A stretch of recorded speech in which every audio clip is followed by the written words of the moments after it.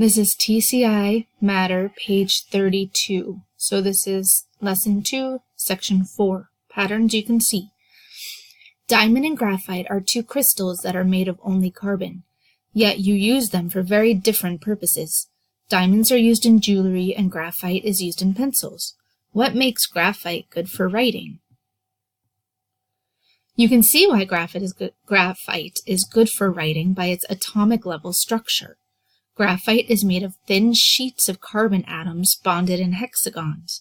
When you write with a pencil, the friction between the pencil and the paper causes the layers to scrape off the rod of graphite, then stick to the paper. Could you write with diamond in the same way you could write with graphite? If you tried to write with a diamond, you would not be able to scrape off a layer of carbon atoms.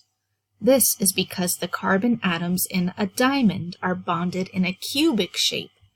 The atoms are held tightly in place, which makes diamonds good cutting tools for materials such as steel. Though you cannot see the atoms of different molecules and extended structures, their atomic level structure results in the same patterns that you can see. When water freezes, it forms crystals with symmetrical shapes that have 6 sides.